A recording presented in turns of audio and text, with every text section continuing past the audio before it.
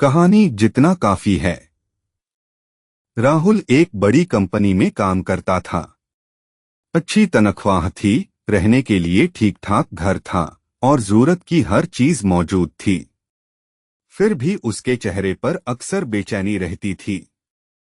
हर सुबह मोबाइल खोलते ही वह दूसरों की जिंदगी देखने लगता। किसी की नई कार, किसी की विदेश यात्रा, किसी का प्रमोशन। और हर बार उसके मन में एक ही बात उठती, मेरे पास इससे बेहतर क्यों नहीं है। कभी न खत्म होने वाली चाह। राहुल ने तय किया, अगर खुश होना है तो ज्यादा कमाना होगा। उसने ओवरटाइम शुरू कर दिया। वीकेंड भी काम में बीतने लगे। घर वालों से बातचीत कम होती गई। नई चीजें आईं, महंगा फोन, बड़ा टीवी, ब्रांडेड कपड़े।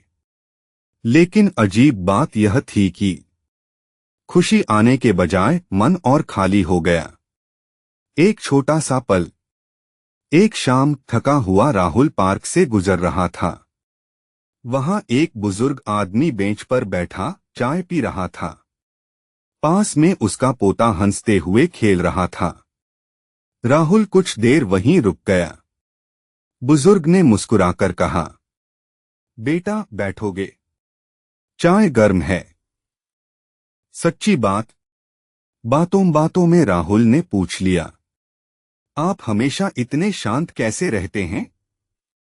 बुजुर्ग हंस पड़े। उन्होंने कहा, क्योंकि मैं वही चाहता हूं जो जरूरी है, बाकी को जाने देता हूं। फिर उन्होंने एक बात कही जो राहुल के मन में बस गई। इंसान की परेशानियां उसकी जरूरतों से नहीं, उसकी चाहतों से पैदा होती हैं।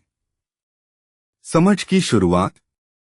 उस रात राहुल देर तक सोचता रहा। उसे एहसास हुआ, वह जिन चीजों के पीछे भाग रहा था वे उसकी जिंदगी में कुछ जोड़ नहीं रही थीं, सिर्फ उसका सुकून छीन रही थीं। उसने फैसला किया, अब वह खुद से पूछेगा, क्या यह जरूरी है या सिर्फ दिखावे की चाह है? बदलाव। राहुल ने काम को संतुलित किया।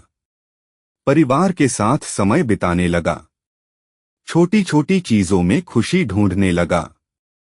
सुबह की चाय, माँ की आवाज, सुकून भरी नींद। उसकी जिंदगी में चीजें कम हुई, लेकिन मन हल्का हो गया। कहानी का संदेश, खुशी बाहर नहीं